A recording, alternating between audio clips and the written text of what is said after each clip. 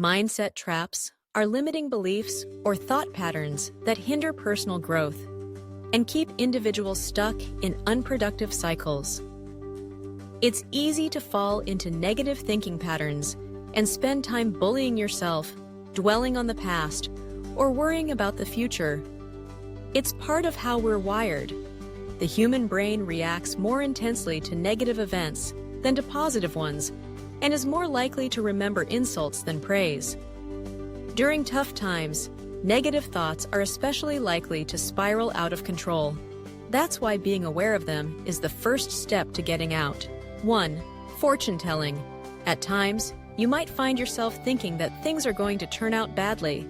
Some examples of the ways people think when they are caught up in fortune telling include, "I'll always feel overwhelmed," "I'll never get promoted," "I'll never get this done." 2. Black and white thinking.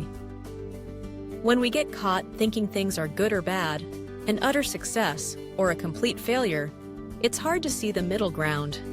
This thought pattern is considered a cognitive distortion because it keeps us from seeing the world as it often is, complex, nuanced, and full of all the shades in between. Most of us engage in dichotomous thinking from time to time. But if thinking in black and white becomes a habit, it can hurt your physical and mental health, sabotage your career, cause disruption in your relationships. 3. Mind reading. Like the other mind traps, mind reading is very common. You might find yourself getting caught up thinking that people are judging you, even when you don't have any real evidence this is true. Common mind reading thoughts include, "They think I'm a loser," "He thinks I am boring," "She has no time for me," "He obviously believes I am an idiot." Instead of thinking people are judging us, we might also mind read motives that aren't there, like, "They're trying to fool me and take me for a ride." 4. Jumping to conclusions. You might find yourself making leaps, making a strong judgment about a situation without all the facts. Jumping to conclusions is closely related to mind reading. You may assume people's behavior is a negative response to you, or is being done to hurt you, without knowing what might be going on for them. This often happens in relationships or friendships when you misinterpret the reason for someone's behavior. Some examples of jumping to conclusions include, "They're not smiling, I must have upset them. She's gone into her office without saying hi, she's avoiding me. He's so quiet, he doesn't like me. She hasn't responded to my text yet, she's annoyed with me. They're doing that to make me angry." 5. Overgeneralizing. Overgeneralizing is when one thing happens and we think it always happens. If you use words like never, always, nothing, or everything, you could be overgeneralizing. Some examples of overgeneralizing are, "Nothing interesting ever happens to me. I never speak well when I talk in meetings. It's always like this. I never have good ideas." We overgeneralize about other people when we say things like, "They're always such an idiot." 6. Catastrophizing. When we catastrophize, we jump to the worst-case scenario. You might find yourself thinking things like, "My boss doesn't like me. I'm getting fired and I'll never work again. People will see I am a bundle of nerves and they'll never respect me. I had an argument with my daughter. Now she's going to hate me. My son failed his test. He'll never get a job. They messed up. This project is doomed." When we catastrophize, we lose perspective. 7. Negative filtering. Have you found yourself focusing on the negative, ignoring any positive things that happen? Some examples of negative filtering include, "My review said I was doing well, but could communicate better. It was terrible. It would have been okay if I hadn't got that negative comment. I'm learning the dance routine, but always mess up that one step. My memory is so bad.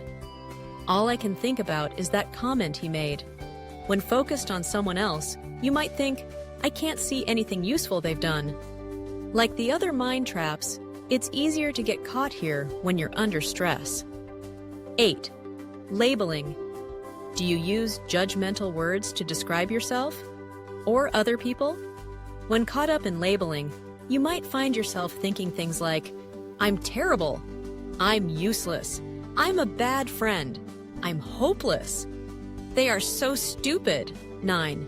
Emotional reasoning. Emotional reasoning is when you mistake feelings for facts.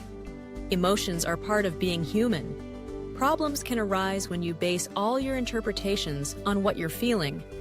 For example, I feel stupid becomes I am stupid. I feel scared becomes there must be something to be afraid of. I feel jealous becomes they are cheating. I'm angry becomes they deserve a good telling off. While at times some of these things may be true, it helps to notice when you might be getting caught in this mind trap and to step back. 10. Should statements.